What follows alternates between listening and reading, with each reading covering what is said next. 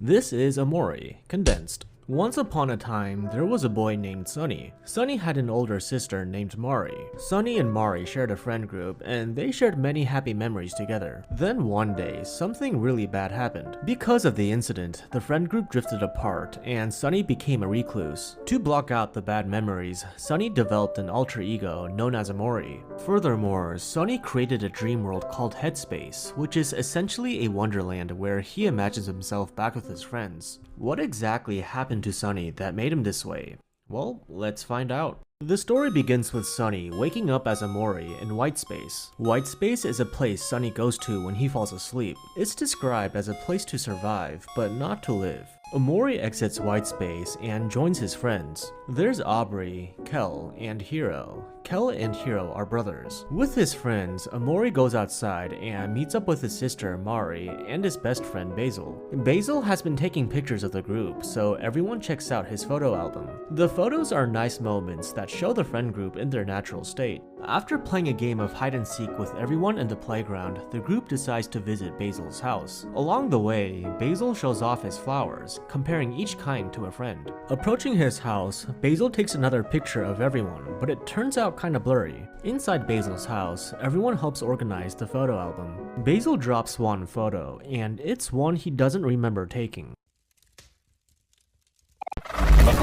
Omori is abruptly taken back to Whitespace. With nothing else to do, he stabs himself and wakes up as Sunny in the real world. Sunny listens to his mom's voicemail, which reveals that he's moving out in 3 days. He's too hungry to go back to sleep, so he tries to go downstairs, only to be confronted by something in the dark. Going downstairs triggered a traumatic memory, but he slowly calms himself and pushes the bad thoughts away. Sunny eats a leftover steak from the fridge, but he gets sick and throws it up. Weirdly enough, someone starts knocking on the door, so Sunny goes to see who it is. It's Mari, and she supposedly left her keys at home. Sunny gently opens the door.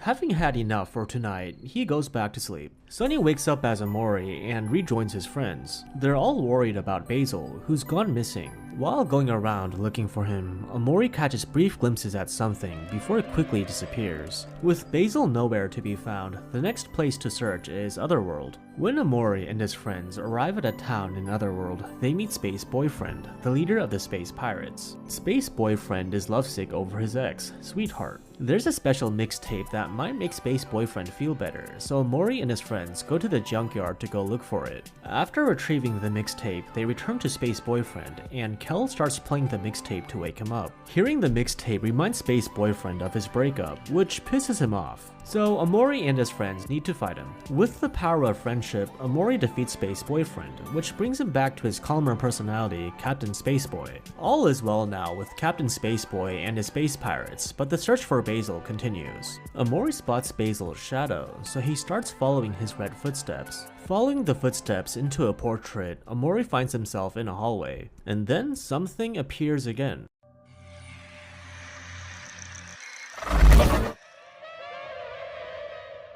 He's then suddenly taken back to Whitespace. Omori stabs himself, waking up in the morning as Sunny. Someone starts knocking on the door, so Sunny goes to see who it is. It's Kel, Sunny's childhood friend. They haven't seen each other in 4 years, and Kel just found out that Sunny is moving away soon. This is the part where the story can diverge. If Sunny opens the door, that leads to the Sunny route, where he goes outside and reconnects with his friends. But if Sunny ignores Kel, that will set him on the Omori route, where he stays inside for the next 3 days. I will not be going over the Omori route since it doesn't tell a complete story. The truth behind Sunny's trauma is never revealed. Anyway, Sunny opens the door for Kel, stepping outside for the first time in a long while. The pair hang out for a bit before running into Basil. Basil is being harassed by a group of delinquents led by none other than Omori. In case you forgot, Omori was one of Sunny's friends back in Headspace. She has changed a lot since Sunny last saw her. Sunny and Kel get in a fight with Omori, which ends quickly when Sunny cuts Omori with a knife. Sunny and Kel walk Basil back to his house, where Basil reveals that Omori stole his photo album. In light of this, Sunny and Kel set out to track down Omori. They bump into Angel and Charlie,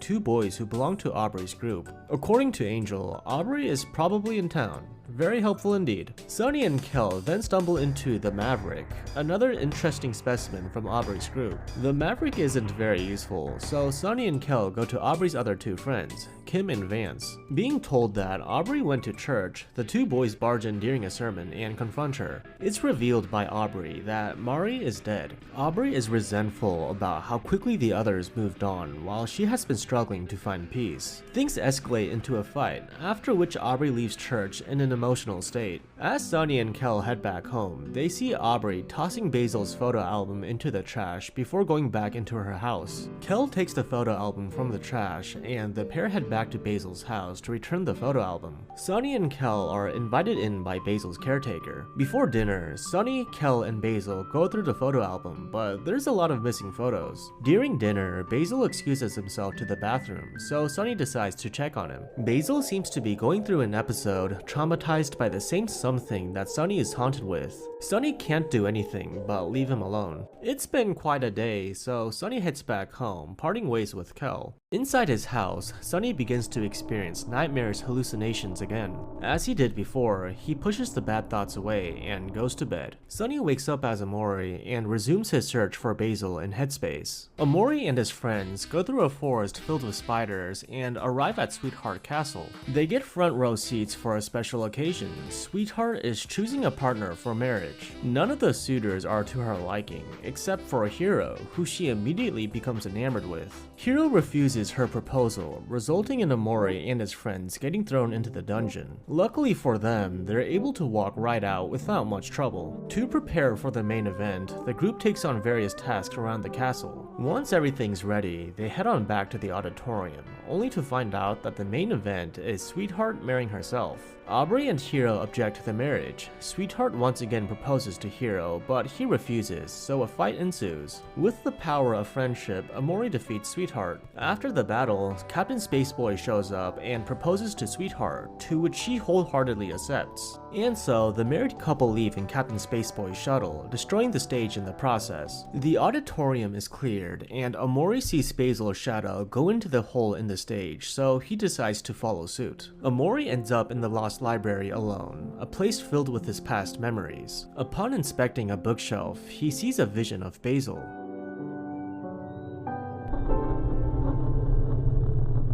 A cryptic vision of a key appears, after which Omori is sent back to Whitespace. Sunny wakes up in the real world and meets with Kel. Kel's older brother, Hiro, is coming back from college, so Kel needs to run a few errands before he gets home. After grabbing some food and a cookbook for Hiro, Sunny spends some time in Kel's house. Basil's caretaker shows up and says that Basil hasn't been home for a while, so Sunny and Kel go out to look for him. They go into the park and hear some commotion near the lake. Aubrey and her group of hooligans are harassing Basil again, leading to yet another fight. The situation gets pretty heated, so Aubrey's friends leave. Aubrey seems to be particularly mad at Basil for some reason. The argument escalates until Aubrey accidentally pushes Basil into the lake. Despite his fear of water, Sunny dives in to save him. While in the water, Sunny has a flashback to when he nearly drowned and his sister saved him. Sunny ends up not being able to do much, but Hiro swoops in to rescue both Sunny and Basil from drowning. drowning. Leaving Aubrey behind, the group takes Basil back to his house to recover. The three boys head back to Kel's house where they hang out for a while. Because Sunny is moving away soon, the boys decide to have a sleepover at his house. Sunny goes to sleep and wakes up as Omori, but his friends aren't around this time. He goes to the lake and finds Mari there. Mari helps Omori get over his fear of drowning and they swim across the water together. When they reach a curtain, Mari urges Omori to remember what happened in the past, then bids him farewell. Omori goes down a well and arrives at the underwater highway where he eventually reunites with Kel. Kel, Aubrey, and Hiro were conned into working at some place called The Last Resort, so they gotta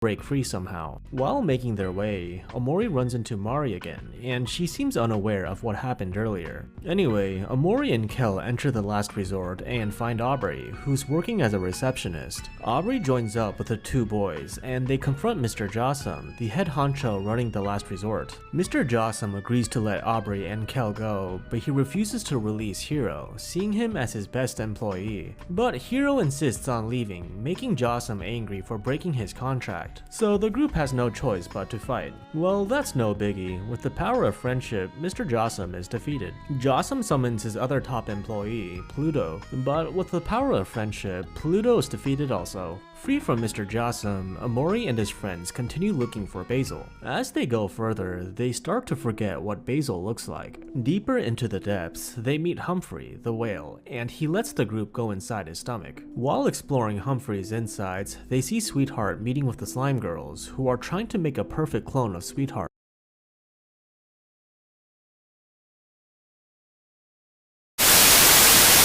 The slime girls demand payment from Sweetheart, but she refuses. Sweetheart tries to leave, only to get consumed by Humphrey. The slime girls try to get payment from Sunny and his friends, but with no clams to give, a fight breaks out. With the power of friendship, Omori defeats the slime girls. Humphrey's hunger gets out of control, and he swallows up the slime girls. Humphrey swallows up Omori and his friends too, and they go deeper and deeper into his gut. But no worries, with the power of friendship, yeah, you get the point. Humphrey spits them out and then goes off to take a nap. Around this part of the game, you can collect all the letters for the Hangman puzzle, unveiling the phrase, "Welcome to Black Space." To reach Black Space, Omori has to go back to Basil's house. When he gets there, Omori jumps into the black pit alone. He goes through until he sees Mari in a coffin. The door to Black Space appears, and Omori walks on in. He is now officially in Black Space, where his repressed fears and memories are kept. Omori navigates through various rooms, each with their own psychedelic and disturbing scenarios. There's a noticeable emphasis on Basil. Whatever trauma Sunny went through, Basil seems to be heavily involved. Omori ends up in the red room, where there's a throne of hands. He takes a seat, then suddenly, Sunny wakes up in the middle of the night. Drawn by the sound of music, Sunny enters the piano room where he sees a hallucination of Mari playing. Mari apologizes to Sunny for pushing him too hard during the recital practice. Hiro barges in, and Mari disappears. Apparently, Hiro heard the piano too. After sharing his thoughts about how much he misses Mari, Hiro and Sunny go back to sleep. The following morning, Hiro prepares breakfast for Sunny and Kel. One of Aubrey's friends comes by to say that Aubrey has been alone at home, ignoring everyone. So the three boys decide to visit her house. Aubrey's house is a mess, and her mom seems to be neglectful and alcoholic. The boys go up into the attic where Aubrey's at, much to her surprise. While Kel and Aubrey argue about what happened the other day, Hiro finds the missing pictures from Basil's photo album. They're all pictures with Mari in them. The old friends put the pictures back in the photo album, back where they belong. The last few photos are shots of Sunny and Mari practicing for their recital. Having done some self-reflecting, Aubrey agrees to apologize to Basil. When the group gets to Basil's house, Basil's caretaker says that he went to the hospital to visit his grandma. To pass the time until he comes back, the group enjoy random activities around town. After a while, they visit Sunny's house and check out their old treehouse. They find one last missing picture and place it back into the photo album. At the spot where Mari died, Aubrey explains why she's been so bitter towards everyone, especially towards Basil. While she was hanging out at Basil's house, Aubrey found his photo album and saw that he blacked out all the pictures with a marker darker. Not understanding why Basil would do that, she started bullying him. Of course, now she feels bad about it. Now that they have reconciled, the old friends share a group hug. They all go back to Basil's house, but Basil has locked himself in his room. Not wanting him to be alone, the friends decide to stay the night at his house. Alright, so this part of the story gets dark, like really dark. Consider this your trigger warning. Sunny falls asleep and wakes up in white space, but this time his alter ego, Omori, remains separate from him. Sunny encounters something again, and its true form reveals itself as Mari's hanging body. After that confrontation, Sunny slowly starts to remember how Mari died. While going through his distorted memories, he finds pictures depicting the traumatic events that tormented him for the past 4 years. When all the pictures are found, the truth is revealed. On the day of their recital, Sunny and Mari got into a huge fight. Sunny threw his violin on the floor and tried to leave, but Mari blocked his way. Out of frustration, Sunny pushed his sister down the stairs, which killed her instantly. In a state of shock, Sunny broke down, unsure of what to do. Basil, who saw the whole incident, came up with a grim, unthinkable idea, staging her death as a suicide. They hung her up on a tree, and after the deed was done, they looked back.